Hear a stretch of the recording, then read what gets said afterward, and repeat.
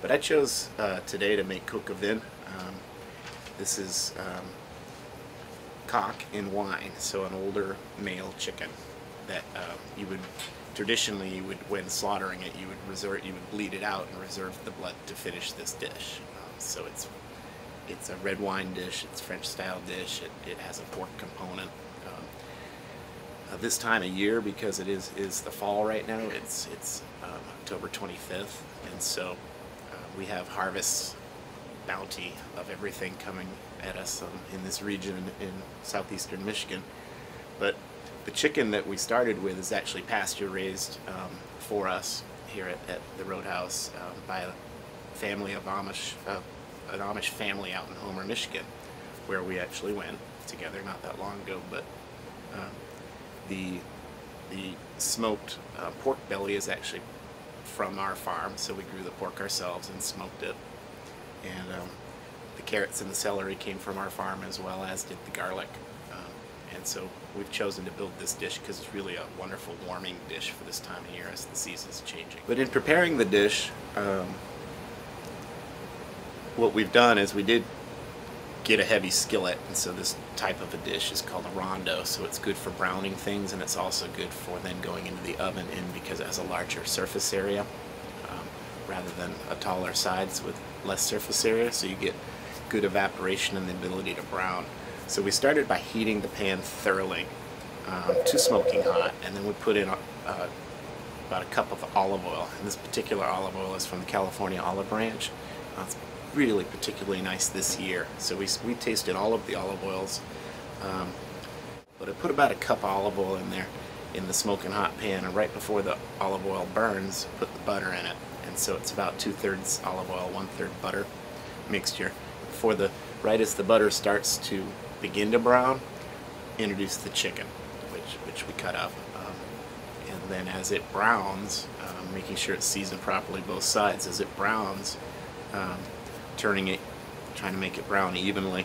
And when it's about 3/4 browned, then we introduce the pork belly. And so the pork belly begins to render as well. And so when the pork belly then is about halfway to the point in which we want it, we then drain off the majority of the excess fats, so the combination of the olive oil, the butter, and the rendered pig pork belly. At that point, the pork belly is going to brown at a slightly faster rate. So once it's about 3/4 browned, then we introduce the onion component. And this is really the temperature of the pan is crucial to maintain it, so we can actually get a saute on the onions and not have them release their liquid before they soften and begin to brown a little bit. If we don't maintain that temperature, it's really a different flavor. And so being patient and exhibiting some discipline to be patient is how you build flavor in this sort of a dish. It's crucial. If you're not patient enough in keeping the temperatures right, you'll never have the depth of flavor in the finished product. So when those onions are about 3/4 cooked to the point we want them, we want the edges just to begin to brown and they're almost translucent. Then introduce the garlic, making sure to get a saute on that in hot oil as opposed to having moisture from the onion or anything else. It will change the flavor to be less desirable. As soon as we get a quick saute on the garlic, then we're going to introduce the bouquet garni and the carrots and the mushrooms, those beautiful locally grown mushrooms, shiitake mushrooms, and the celery. The celery that we've been growing is fantastic. It has at least 3 times the flavor of the celery you buy at the grocery store. And so we're going to have a pretty luxurious sauce in a few minutes. Once we get a good brief saute on the carrots, celery, mushrooms, then we went in with the cognac. And so we might have flamed it. We did not. Either way, we get a quick reduction, about 50% reduction on the cognac before we go in with the red wine. And so a decent, slightly upper middle of the road California Cabernet, which we've introduced, and we brought that up to almost to the top of the chicken. And at that point in time, a little bit of seasoning, put the lid on it, put it in the oven, and let it finish.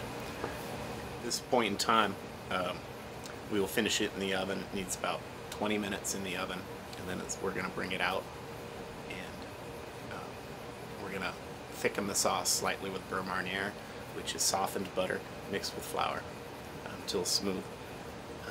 That has to be boiling. The liquid has to be boiling when you add the beurre mariniere, because otherwise it will burn on the bottom of the pot, and you have to whisk it in slowly into the liquid. This can be done more easily if you use a separate pan, but you can also do it right in the pot like we're going to do in just a moment. Then it needs to simmer long enough to cook the flavor of raw flour out of it, and then you're going to adjust seasoning. I like to finish this particular dish with a good amount of fresh ground Cherry black pepper, because the flavor of the bacon and the red wine, with all of those other goodies, just wants a little pepper back. So, and there we go. That concludes this fall's cook-oven.